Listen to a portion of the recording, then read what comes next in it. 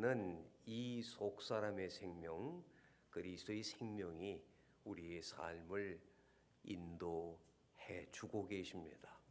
이 생명의 흐름에 이끌려서 지금까지 여기까지 살아왔습니다. 또 우리는 세상에 속해져 살고 있기 때문에 이 세상 속에서의 여러 책임들, 각자의 역할들 속에 분주하게 살아갑니다.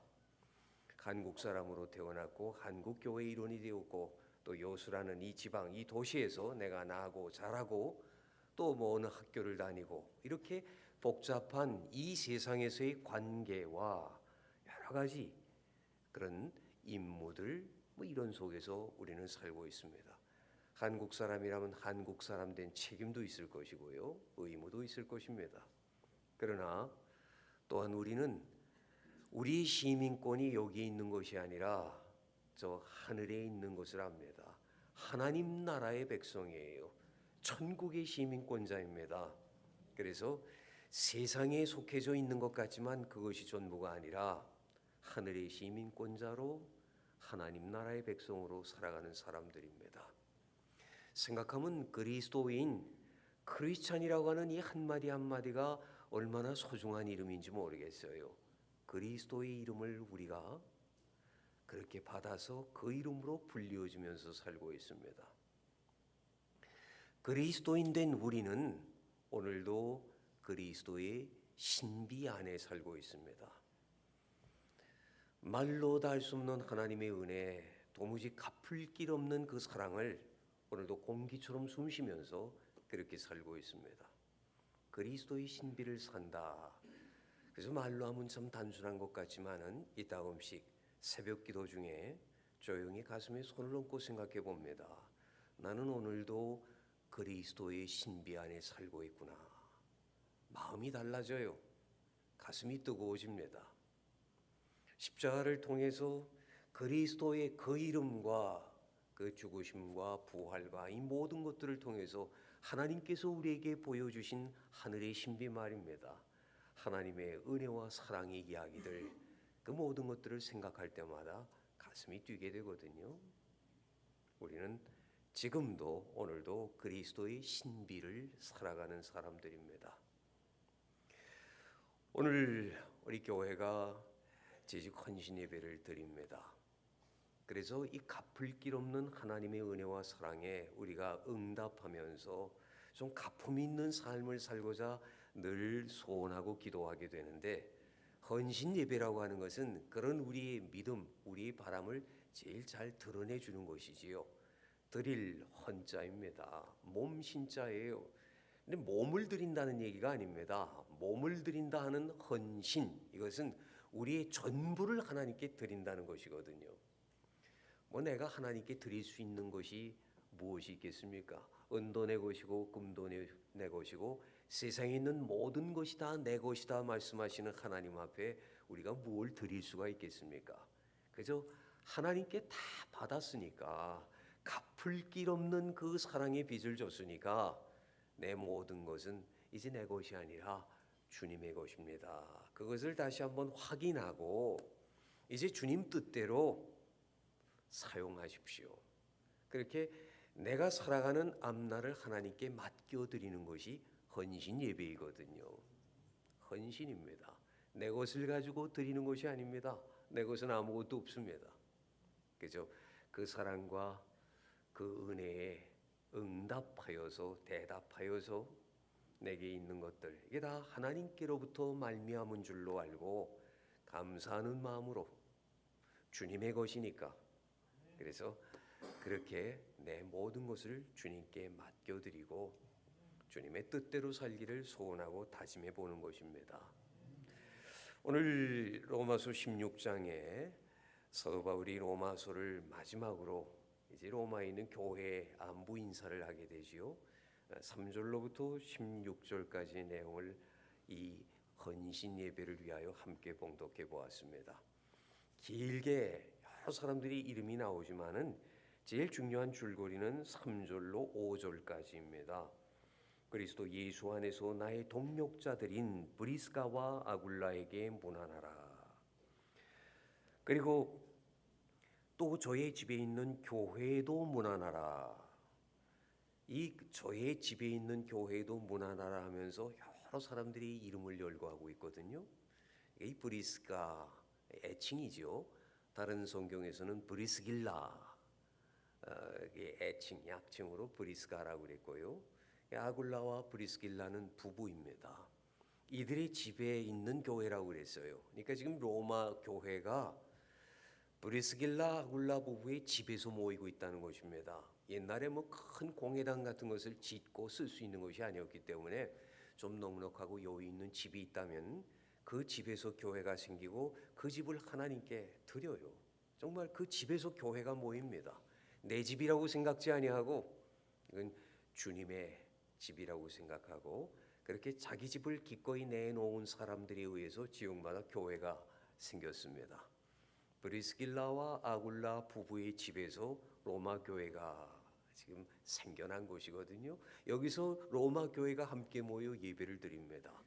사도 바울은 이 로마 교회의 한 사람 한 사람, 사도 바울에게 각별한 사람들의 이름을 기억하면서 그들에게 안부를 전해달라고 얘기를 합니다. 이 브리스길라 아굴라 부부가 된 이 사람들이 사실은 이 로마 교회에서 얼마나 소중한 사람들인가 하는 것을 짐작해 볼 수 있는 것이지요. 본디 이 사람들은 소아시아의 본도 출신이라고 그렇게 기록이 되어 있습니다. 그런데 일찍부터 로마 제국의 심장인 로마에서 아마 사업을 하면서 거기서 꽤 성공한 자수성가해서 기반을 갖춘 그런 사업가가 되었던 것 같습니다. 로마에서 그렇게 오랫동안 터전을 잡고 살고 있었는데 클라우디아 황제 때에 유대인들 추방령이 내려요. 로마에 있는 유대인들을 다 내쫓습니다. 그러니 그 땅이라든지 집이라든지 뭐 이거 어떻게 할 방법이 없잖아요. 어떻게 뭐 처분할 수 있는 그저 약간의 돈을 마련해 가지고 결국 거기서 일어났던 모든 것들을 다 그대로 두고 로마를 떠나게 되었거든요.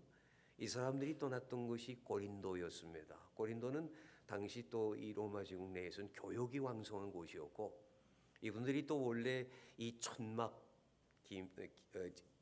김는 장막, 천막 뭐라고 해도 좋습니다. 텐트 메이커 그런 얘기를 하는데 아마 이런 것과 관계된 사업들을 또 했던 것 같아요. 그래서 고린도에서 다시 새로운 출발을 하고 있을 때 사도 바울을 만나게 되죠. 사도 바울도 일찍부터 자기가 익힌 기술이 있었습니다. 중국 사람들이나 유대인들은 1인 1기 아무리 좋은 집에서 태어나서도 위태로울 때 한 가지 기술은 익혀야 된다. 그 히브리 사람들의 생각이잖아요. 그래서 사도 바울도 공부를 많이 한 학자였는데도 불구하고 장막을 깁는 그런 기술이 이건 특별한 또 기술인데 그 기술을 가지고 있어서 고린도에서 사도 바울의 선교 여행 얘기를 보면 고린도에서 사도 바울이 상당히 어려웠을 때입니다. 아테네에서의 실패를 겪었고 그러면서 그가 거기서 자비량 선교를 하거든요. 사도 바울의 선교 역사를 쭉 통해서 보면은 자비량 스스로 벌어서 스스로 선교를 했다는 기록은 이 고린도에서예요. 그 이후에는 그를 후원하는 사람이 있었습니다. 바로 이 브리스길라 아굴라 부부예요. 그렇게 해서 일거리를 찾아서 브리스길라 아굴라의 사업장에 찾아갔던 바울을 통해서 이 두 부부는 예수 그리스도를 구주로 만나게 됩니다. 그리고 그 이후로 자신들의 모든 삶이 달라집니다. 사도 바울을 돕는 역할이 이게 우리 부부의 사명이라고 생각을 하고 그 다음에 사도 바울이 에베소로 갈 땐 또 고린도에서 일어났던 모든 것들을 정리해서 에베소로 또 미리 가가지고 터전을 잡아놓고 그렇게 해서 사도 바울을 돕고 하는 걸 보게 됩니다. 그리고 나중에 클라우디아 황제가 죽게 되었을 때 아마 추방당한 유대인들이 다시 돌아올 수 있게 되었던 것 같습니다. 아마 다행히 일부 재산들은 되찾을 수도 있었던 것 같아요. 그래서 이들이 다시 에베소에 있었던 모든 근거를 정리해 가지고 로마로 들어갑니다. 사도 바울이 로마에서 복음을 전하기를 그렇게 원할 때에 이 두 부부가 로마에 들어가서 그렇게 이 집을 마련하고 그리고 이들의 가정에서 로마 교회가 태동하게 된 것이거든요. 이게 브리스길라 아굴라 부부의 삶의 이야기입니다. 그러니 이 두 부부의 헌신을 생각하면서 그 집에서 모인 교회들 이름들이 여럿 있지만 그 중에 하나 좀 뭐 주목해 볼 만한 조금 눈길을 끄는 이름들이 있다면은 13절에 주 안에서 택하심을 입은 루포와 그의 어머니에게 문안하라. 그의 어머니는 곧 내 어머니라 하는 그 내용이 우리의 눈을 특별히 더 붙잡아 둡니다. 누구길래 사도 바울이 내 어머니와도 같은 분이다 그렇게 얘기를 했을까? 루포의 어머니라고 그랬습니다. 다른 기록에 보면 루포와 알렉산더의 어머니, 이 집안은 구레네 시몬의 집안입니다. 루포와 알렉산더의 어머니는 구레네 시몬의 아내예요. 우리가 상상해 볼 수 있겠지요. 구레네 시몬은 억지로 십자가를 졌던 사람이라고 그래요. 놀라운 것은요, 그렇게 자기가 처음부터 이 십자가를 지려고 한 것은 아니었지만 하나님께서는 그 사건을 통해서 구레네 시몬의 운명을 바꿔 놓았습니다. 초대교회 전해오는 전설 중에 보면은 이 구레네 시몬과 그의 가족들은 그야말로 초대교회의 기둥 같은 사람들이 되고 예수 그리스도의 증인이 되지요. 예수님이 십자가를 대신 졌던 분이니까 얼마나 또 사람들에게 기림을 받고 존경을 받았겠어요. 이때 루포의 어머니는 나이가 많았고 사도 바울은 루포의 어머니를 내 기도의 어머니라고 이렇게 얘기를 합니다. 아마 이 구레네 시몬은 세상을 떠났을 것이고 사도 바울이 사도로서 역할을 하게 될 때 이 루포의 어머니는 사도 바울을 위해서 기도하는 것을 자기의 사명으로 알았던 것 같아요. 그래서 내 어머니나 다름이 없다. 루포의 어머니에게 안부하라 이렇게 얘기를 하거든요. 그러고 보면은 이 위대한 하나님의 사람 사도 바울에게도 하나님께서 얼마나 귀한 사람들을 만나게 해주시고 또 그 사랑이 빚을 지게 해주시고 함께 동역해서 하나님의 역사를 이뤄가도록 하셨습니다. 하나님께서는 언제나 사람을 찾는다고 하십니다. 구약 성경에 보면 하나님께서 온 지면을 두루 찾으시며 하나님의 마음이 아픈 한 사람을 찾고 또 찾으신다고 그랬습니다. 하나님께서 사도 바울이란 사람을 이게 하나님의 섭리 속에서 사도 바울은 이후에 모태에서부터 하나님께서 나를 택정하셨다고 고백을 해요. 그건 자기 신앙의 고백이거든요. 깨닫고 보니까 내가 하나님에 대하여 내가 교회에 대하여 포행자요 핍박자였을 때에도 하나님은 나를 알고 계시고 나를 사랑하셨다는 사실을 알아요. 이건 사도 바울의 고백에 의하면 하나님께서 나를 택하신 것입니다. 내가 태어나기도 전부터 하나님은 나라는 사람을 택해 주시고 사도 바울이 태어났던 모든 환경과 모든 상황을 통해서 이방인의 사도로서 이 역할을 감당할 수 있도록 예비해 놓으셨다는 것 아니겠어요? 알다시피 사도 바울은 헬라계 유대인으로서 더더군다나 그가 자랐던 환경들은 이 로마 제국과 헬라 문화를 호흡할 수 있는 그곳에서 자라고 또 그럼에도 불구하고 일찍부터 유대교에 능통한 학문의 수업을 했고요. 그리고 헬란 말이 얼마나 자유로웠습니까? 더군다나 그 당시에 헬라와 로마의 여러 철학과 사상, 사조에 그는 밝았던 사람이잖아요. 하나님께서 이 모든 것들을 사용하셔서 베드로도 못하고 요한도 못하는 것입니다. 그리고 이 사도 바울이 교회를 핍박하도록 하나님께서 내버려 두셔요. 그런데 부활의 주님께서 사도 바울을 만나 주시죠. 사울이라고 칭해지던 그를 교회를 핍박하러 가는 다메섹 도상에서 부활의 주님께서 사울아 사울아 가시치로 뒷발질하는 것이 너만 피곤하다고 얘기를 하셨습니다. 그리고 사울을 부르셔요. 그는 그 광채를 인해서 눈이 멀었다고 했습니다. 자기가 핍박하러 가던 이 예수님의 제자들의 기도를 통해 가지고 그 사람들의 도움을 통해서 다시 눈을 보게 되었습니다. 복음에 대해서 들었어요. 그리고 자기가 평생 동안 익숙했던 이 구약 성경의 말씀을 붙들고 씨름합니다. 아라비아에서의 그의 기도와 혹은 고독은 바로 그런 과정들을 우리에게 짐작하게 합니다.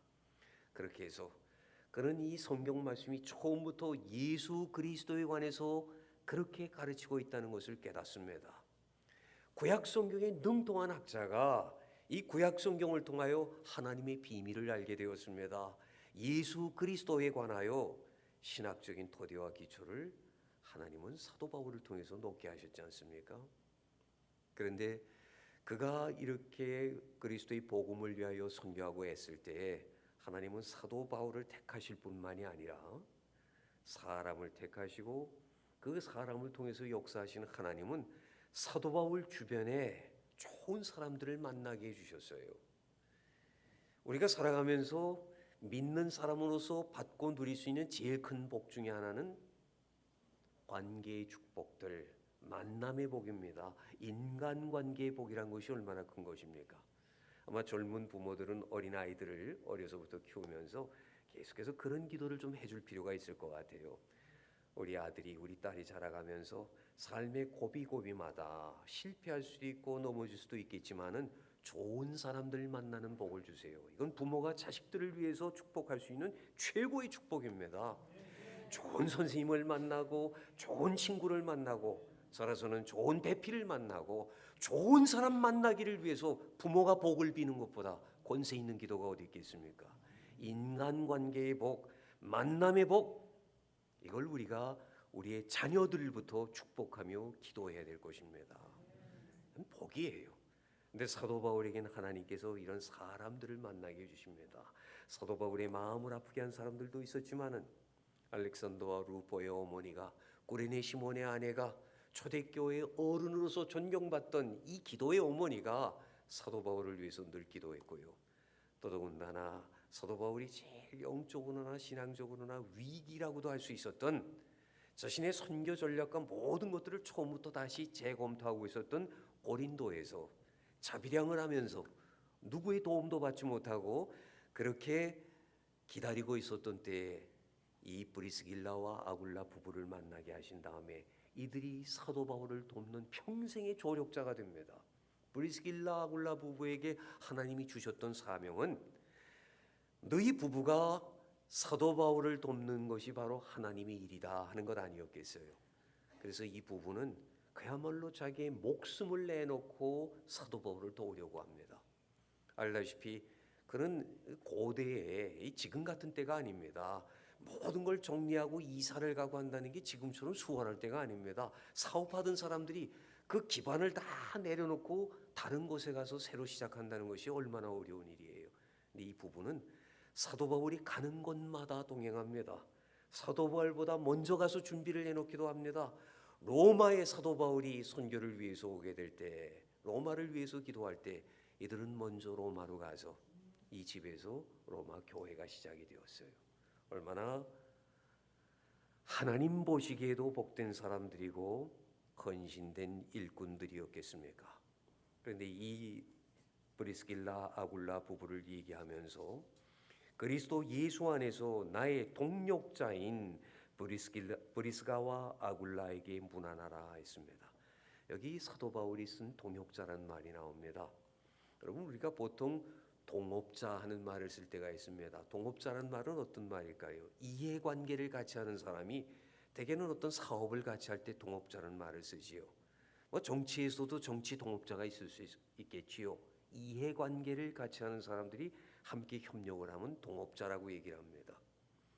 또 조금 더 나가면은요, 정치적인 그런 어떤 뜻을 같이 해서, 그러니까 우리나라는 아직 정당 역사가 일천하고요, 민주주의가 성숙하는 시간을 우리가 충분히 갖지는 못했습니다. 그러니까 이 정당 정치란 것이 아직은 깊이 뿌리를 내리지 못했는데, 원래 민주주의가 발전된 사회 속에서 정당이란 어떤 것입니까? 이념과 가치를 공유하는 공동체예요. 그러니까 뭐 미국 같으면 대개 민주당과 공화당에서 크게 이 양당 정치를 하면서 당신은 뭐 공화당이냐 민주당이냐 하면 그 사람의 정치적인 입장이 뚜렷하거든요. 가치관이 뚜렷합니다. 그래서 데모크래티냐 또는 뭐 리퍼블리칸이냐 하고 부를 때마다 이 사람들의 정치적 그 자세, 태도, 가치를 우리가 분명히 볼 수 있단 말입니다. 근데 우리나라는 아직 그렇지가 않아요. 정치를 하는데도 이해관계를 통해서 이합 집산을 하곤 합니다. 그렇죠? 오늘 우리가 보고 있는 정치 현실들이 그렇습니다. 본디 동지라는 말은 그래서 정치적 목적이 같고 뜻이 같은 사람들을 동지라고 불렀습니다. 동지, 참 귀한 말이에요. 특별히 우리 한국 사람들의 입장에서는 우리가 일제 식민지하에 있었을 때 나라의 독립을 위해서, 민족의 자존을 위해서 뜻을 같이 하고 고생을 같이 나눈 사람들, 이 독립운동의 동지들이잖아요. 귀한 말이지만은 요즘엔 이 동지도 어제의 동지가 영원한 동지가 되지 못하는 그런 시대를 우리는 목격하며 살고 있습니다. 그런데 동역자라는 말은 일반 사회에서는 이게 익숙한 말이 아니에요. 여러분 컴퓨터에 이렇게 어떤 단어를 써보면은 소위 입력한 단어를 이렇게 완성시켜주는 그런 기능이 컴퓨터에 있어서 몇 글자를 쓰면 거기에 관계된 말들이 쭉 떠가지고 내가 다 끝까지 타자를 치지 않아도 거기에 관계된 말들이 뜨지 않습니까? 그런데 동역자라는 말은 컴퓨터에 쳐보면 뜨질 않아요. 동역이란 말은 일반 사회에서 쓰는 말은 아닙니다. 하나님의 일을 함께 감당하는 사람들을 동역자라고 부르는, 이건 상당히 성경적인 용어이거든요. 그리고 이 동역이란 말을 처음 언급한 사람은 바로 사도 바울입니다. 그는 사도와 일반 평신도라는 개념이 아니라 그리스도 예수 안에서 나의 동역자 된 브리스가와 아굴라에게 편지하라 그랬습니다. 그리고 뒤에 나오는 교회 한 사람 한 사람을 부르면서 이들은 다 하나님의 동역자들이라고 그렇게 소개를 합니다. 하나님의 동역자들. 교회가 하나님 앞에서 가장 아름다운 모습이 될 때가 이런 모습인 것 같아요. 이해관계로 모인 그런 모임이 아니라 하나님 안에서 동일한 은혜, 동일한 사랑, 동일한 헌신을 같이 결심하고 함께 나누면서 하나님의 일을 위해서 함께 수고하는 사람들이 되어서 우리는 하나님의 동역자들이라고 서로서로를 고백합니다. 하나님의 동역자들. 하나님께서 사람을 찾으시고 그 사람을 통해서 하나님의 역사를 이루어 가시거든요. 그러니까 하나님의 충성된 일꾼들, 위대한 하나님의 사람들, 이 위대한 신앙의 사람들은 예외 없이 하나님께서 너는 나의 동역자, 하나님의 동역자라고 일컬음을 받게 해주셨어요. 하나님의 일꾼들은 하나님의 편에서 볼 때는 너는 하나님의 동역자다 그렇게 인정해 주시는 아주 소중한 사람들이란 말입니다. 정말 하나님의 일을 위해서 기꺼이 자신을 헌신하는 사람들을 하나님께서 하나님의 동역자라고 불러주십니다. 사도 바울은 그리스도 예수 안에서 하나님의 동역자 된, 나의 동역자 된 브리스가와 아굴라 이렇게 얘기를 하고 있습니다. 오늘 우리 교회가 그냥 헌신 예배를 하나의 의식으로서 연례 행사로서 그냥 드리는 것이 아니라 정말 동일한 하나님 앞에 동일한 믿음의 고백과 사랑의 헌신을 다짐하면서 하나님의 일을 위하여 우리가 뜻을 그리고 우리의 모든 것들을 하나로 모으게 될 때 교회는 하나님의 동역자들이 됩니다. 교회 공동체가 하나님의 동역자들이 된다는 것처럼 아름다운 일이 어디 있겠습니까? 하나님께서 그렇게 인정해 주시는 것이에요. 오늘 교회를 사도 바울은 하나님의 동역자들이라고 불렀습니다. 동일한 목적을 가지고 한 마음을 가지고 하나님의 일을 같이 수고하고 협력하며 그렇게 애쓰는 사람들입니다. 서로 돕는 사람이요 함께 일하는 사람들이지만은 이해관계로 모인 것이 아닙니다. 정치적 목적으로 만난 것도 아닙니다. 순전히 하나님의 나라와 하나님의 일을 위하여 함께하는 이 하나님의 동역자들, 교회를 하나님의 동역자들이라고 부르는 말이 얼마나 아름다운 일인지 모르겠습니다. 그리스도 예수 안에서 동역자라는 말을 사도 바울이 여러 서신서에서 쓰는데요. 보통은 우리 동역자, 나의 동역자 그렇게 소개하는 경우가 대부분입니다. 여기 브리스길라 아굴라 부부는 특별히 그리스도 예수 안에서 나의 동역자 그렇게 불러주고 있어요. 이 브리스길라 아굴라 부부가 사도 바울에게 얼마나 든든한 동역자였는지를 우리가 여기서 읽어볼 수 있는 것이지요. 정말 고린도에서의 이 만남을 통해서 사도 바울도 평생 동안 물질 때문에 걱정할 필요가 없었습니다. 브리스길라 아굴라 부부는 우리는 사업하는 사람들입니다. 사도 바울 선생님은 하나님의 일에만 복음 전하는 일에만 전념하시면 됩니다. 우리가 바울 사도의 모든 것들을 책임지겠습니다. 그렇게 살았어요. 이들을 만나고서 사도 바울이 다시 자비량했다는 기록이 없습니다. 어떤 사람들은 사도 바울의 자비량을 너무 크게 생각해서 자비량 선교라는 것이 아주 보편적이고 일반적인 것처럼 생각하지만 사도 바울의 삶 속에서 본다면 이 자비량 선교 기간은 고린도에서의 그 몇 년 동안이었어요. 그때 사도 바울은 많이 고민을 하고 많이 기도를 합니다. 선교의 전략과 모든 것들에 대해서 처음부터 다시 모색을 하고 기도할 때였거든요. 근데 하나님께서는 브리스길라 아굴라부를 만나게 하시면서 모든 것에 대한 응답을 주셨습니다. 그는 오로지 복음을 위해서 애쓰면 전념하면 될 뿐이었어요. 하나님은 이것까지 저것까지 여러 생각을 할 필요 없이 이 귀한 만남을 통해서 브리스길라 아굴라 부부가 평생 동안 사도 바울을 협력하고 동역하면서 이 선교의 모든 물질적 뒷받침을 감당해내거든요. 참 복된 만남들이고 아름다운 만남들입니다. 동역자입니다. 성경에서 볼 수 있는 성경적인 용어입니다.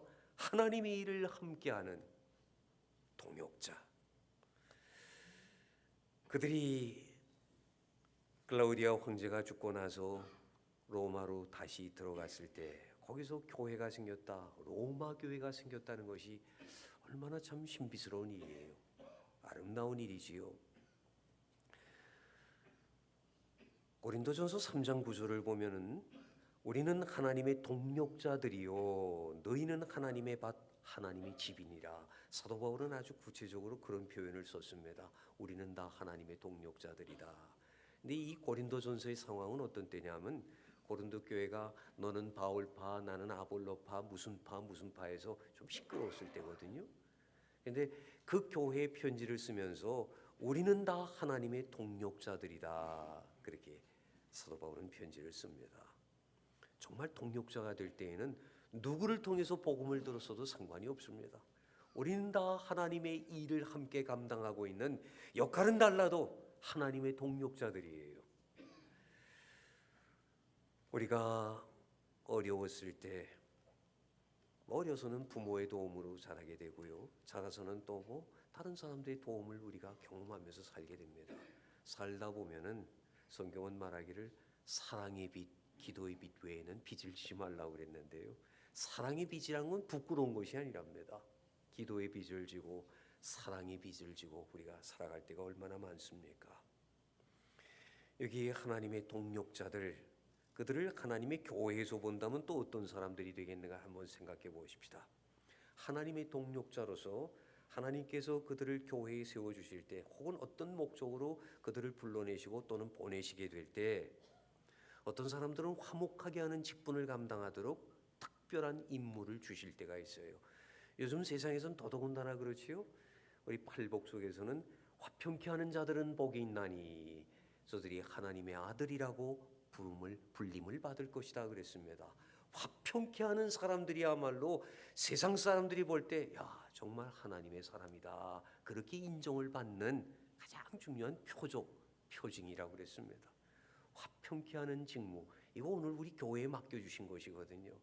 오늘날 우리에게 참 우울한 얘기들이 많습니다. 교회가 어떻대, 세상 사람들에게 비난을 받는 일들도 있고요. 교회가 시끄럽다는 얘기도 듣고 그렇습니다. 그런데 본디 하나님께서 우리에게 맡겨주신 하나님의 동역자로서 맡겨주신 일 중에는 화평케 하는 직분이란 것이 있어요. 우리 교회 속에서 화목하게 하는 역할을, 피스메이커의 역할을 감당하는 사람들이 있거든요. 얼마나 이게 소중하고 아름다운 일들입니까? 그것만이 아닙니다. 우리를 하나님께서 이 교회 하나님의 집에 살림꾼으로 세우십니다. 우리 모든 직분자들이 다 역할이 다르고 또 소위 말하면 직분이 조금씩 다 다르지만요. 원래 모든 직분은 하나님의 집의 청직이라는 의미거든요. 목사도 장로도 권사도 집사도 본디 예루살렘에 세워졌던 7 집사에게서 유래된 것이 아니에요. 하나님의 집의 청지기들입니다. 근데 어떤 사람들은 덕을 세우고 기도로서 사람들을 위해서 교회가 화목할 수 있도록 화평케 하는 직분을 감당하고 또 이 세상에서 우리 교회가 평화를 도모하는, 평화를 위해서 쓰임받는 그런 역할을 할 수 있도록, 나라를 위해서 기도할 때도 마찬가지입니다. 이 나라가 복을 받게 하시되 평화를 위해서 쓰임받는 나라가 될 수 있도록 우리 나라를 위해서 기도해야 될 것입니다. 마지막 세대의 제사적 민족으로 들어서시려고 우리 민족을 택하여 주신 줄로 우리 믿음의 선진들은 믿었습니다. 나라를 위해서 끊임없이 기도했어요. 마지막 세대의 제사장 민족으로, 다시 말하면 평화를 위해서 쓰임받는 그런 나라가 되고 그런 민족이 될 수 있도록 이 나라를 위한 기도도 해야 될 것입니다. 살림꾼, 여러분 살림꾼이란 말의 뜻을 생각해 보셨습니까? 살림하니까 살림사로 그것만 생각해요.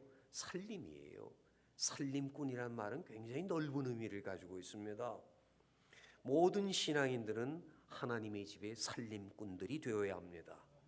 대통령은 나라의 살림을 하는 사람이고, 교수라면 대학교에서, 또 중고등학교, 초중고등학교의 선생님들은 각급 학교에서, 그리고 사업가라면 기업을 살리는 역할을 합니다.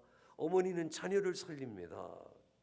정치가는 국가의 안전을 살리고 평화를 살리고 인권과 자유를 살리고 신장하는 그런 책임을 맡아 지니고 있는 사람들입니다. 사실은 이 모든 일들이 다 살림의 사역이거든요.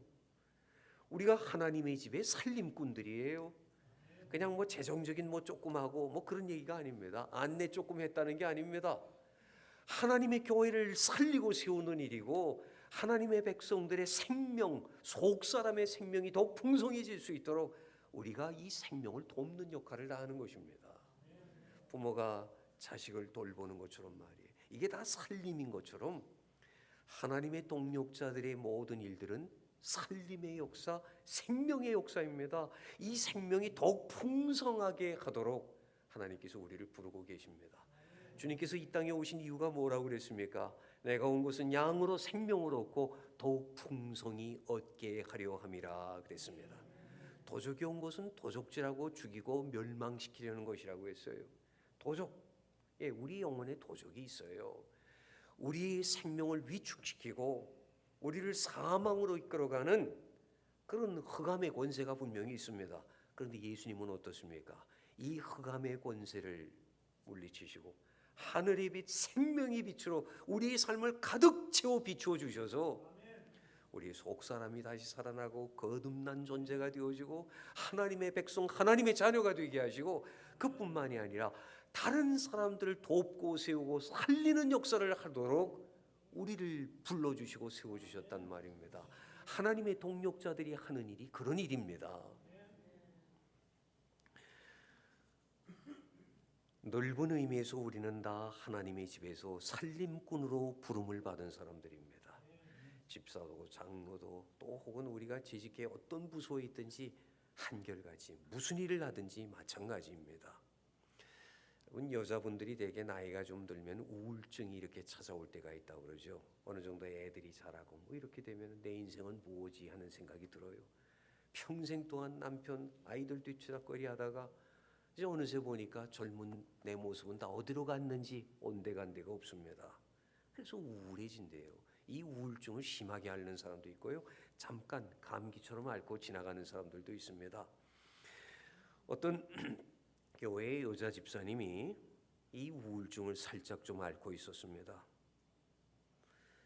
늙어간다는 생각을 하기 시작하니까요, 슬픈 생각이 들기 시작하고 짜증이 자꾸만 납니다. 하루 종일 일어나서 밥하고 설거지하고 집안 청소하고 빨래나 하다 내 인생이 다 갔구나, 내 청춘이 다 갔구나 생각하니까 이게 슬프기도 하고 짜증도 나고 말이에요. 그래도 교회는 다녔으니까 성경 공부반에서 숙제로 내준 이제 성경 구절을 적어놓고 암송을 하는데요. 그때 이 숙제로 내준 성경 구절이 먹든지 마시든지 무엇을 하든지 다 하나님의 영광을 위해서 하라, 이 고린도서의 말씀이었어요.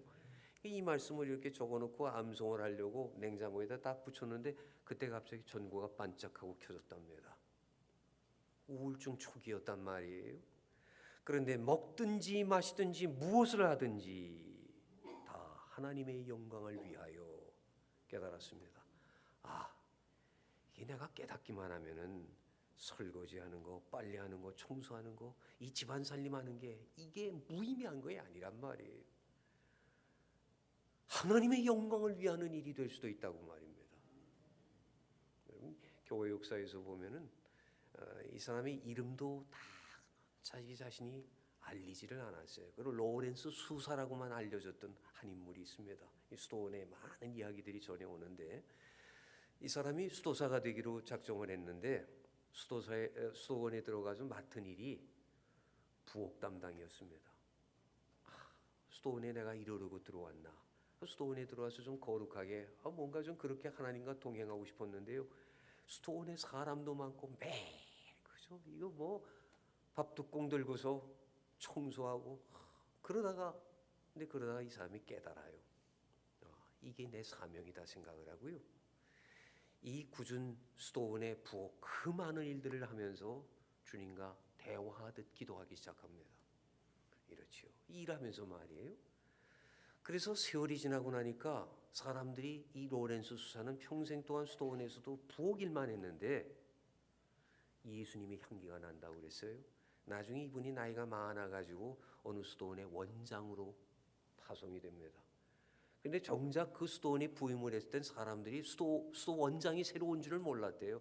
하도 볼품이 없는 모습으로 아주 평범하고 겸손한 모습으로 가서 손님처럼 찾아가니까 찾아온다는 수도 원장은 안 오고 웬 이렇게 객이 왔나 해서 박대를 받았답니다. 나중에 보니까 그분이 원장으로 온 거예요. 이분의 일기, 편지들 그걸 사람들이 후대에 가리켜서 하나님과 동행하는 법이라고 불렀어요.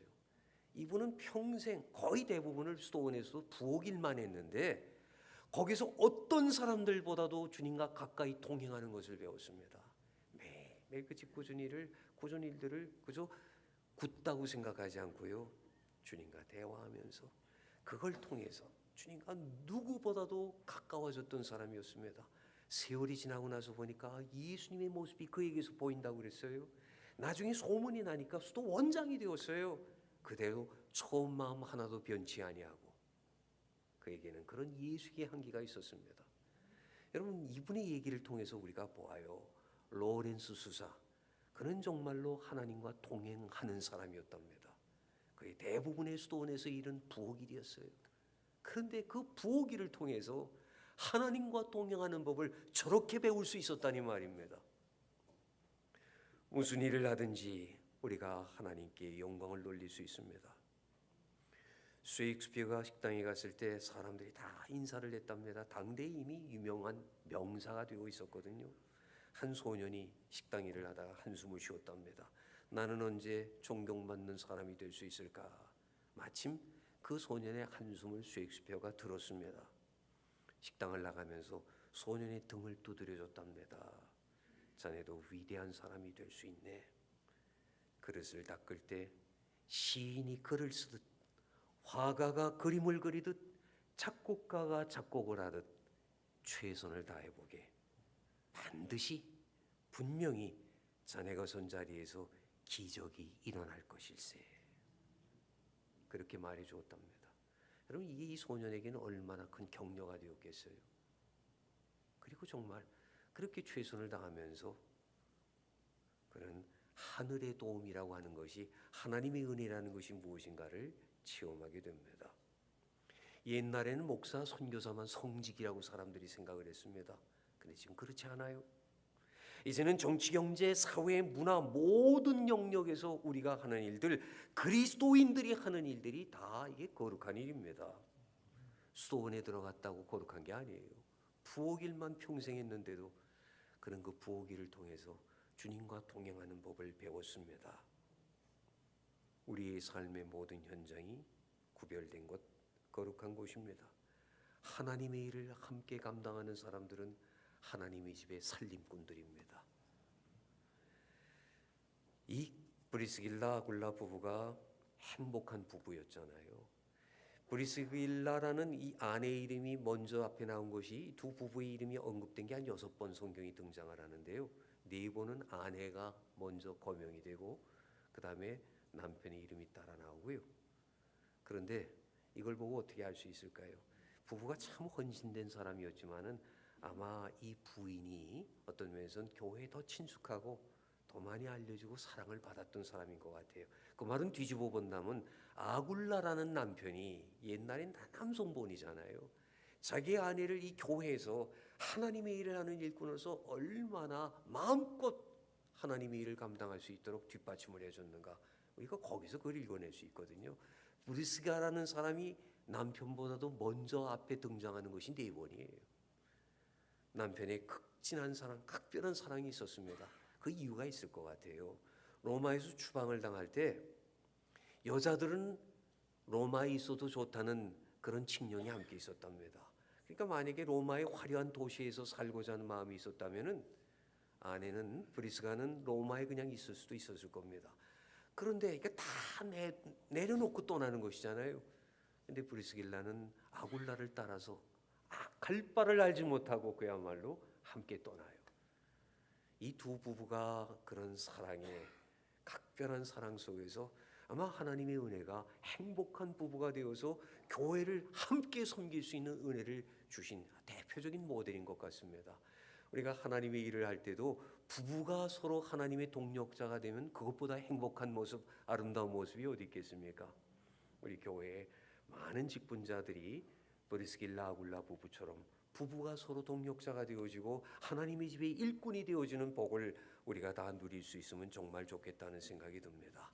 이 두 부부는 자기의 목숨이라도 사도 바울을 위해서 내어놓겠다는 각오가 있었습니다. 충성스러운 동역자들이었습니다. 사도 바울이 위태로웠을 때 몇 번의 고비를 이 브리스길라 아굴라 부부를 통해서 넘겼던 것만 같아요. 오늘 이 가정에 교회가 세워졌습니다. 그리고 오늘 성경은 말합니다. 우리는 다 하나님의 동역자들이라고 말입니다. 사랑하는 교회 여러분, 성은교회의 교인으로서, 성은교회의 재직으로서 우리는 다 하나님의 집의 동역자들이라고 말할 수 있는 그런 재직들이 될 수 있기를 바랍니다. 브리스길라 아굴라 부부처럼 하나님의 집의 살림꾼이 되어지고 하나님의 역사를 이루는데 아름다운 이름으로 남겨질 수 있는 그런 복된 사람, 아름다운 이름의 사람, 그야말로 하나님께 들려 쓰임받은 사도 바울에게 큰 의지가 되어졌던 사도 바울의 동역자처럼 그렇게 쓰임받는 귀한 일꾼들이 다 될 수 있기를 진심으로 소원하고 기도드립니다. 기도하십시다. 하나님 아버지, 오늘 재직 헌신 예배를 통해서